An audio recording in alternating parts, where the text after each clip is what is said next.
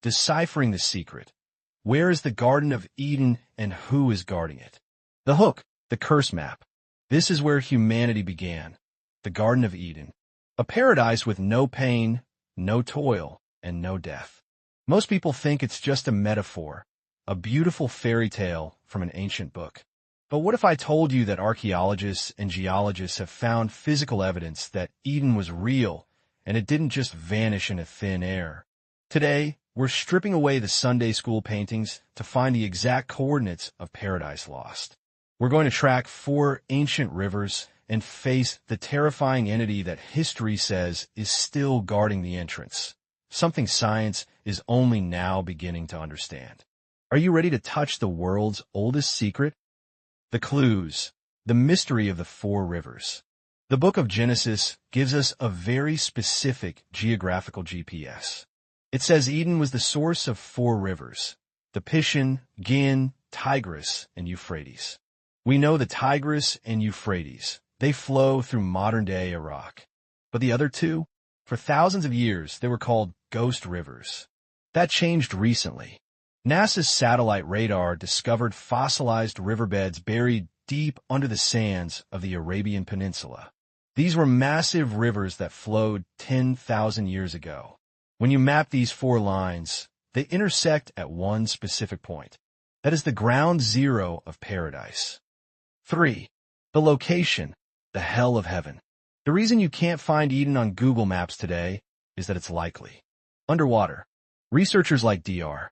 Juristsurens argue that Eden sits at the bottom of the Persian Gulf.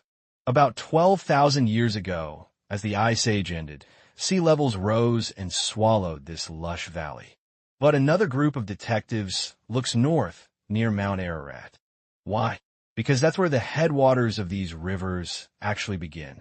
There's a valley there, walled in by massive peaks, completely isolated from the world.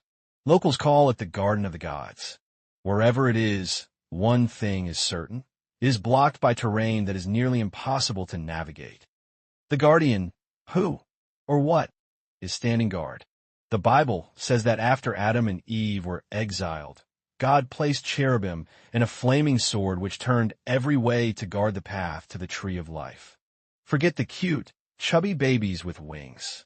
In ancient culture, cherubim were terrifying protectors, hybrids with the bodies of lions and the heads of men, similar to the massive Lamassu statues guarding ancient Mesopotamian palaces. Many believe the flaming sword isn't a physical weapon, but a frequency barrier or a dimensional shift. It's as if Eden still exists on the same coordinates, but it's been hidden in a higher dimension. A no-fly zone of the spirit that modern physics might call a parallel dimension. The plot twist. Eden isn't lost, it's just hidden. Why are we so obsessed with finding Eden? Because it's in our DNA.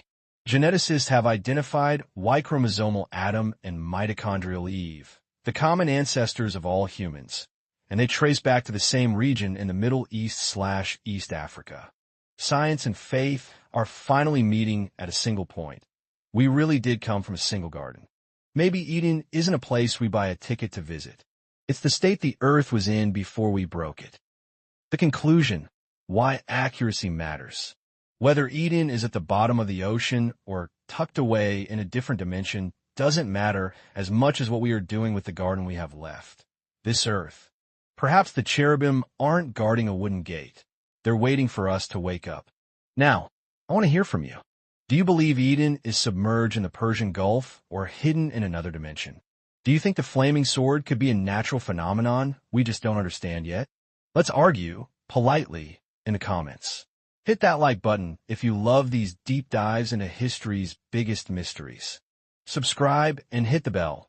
Next week, we're going deep into the Amazon to find the lost city of gold, El Dorado. Thanks for watching.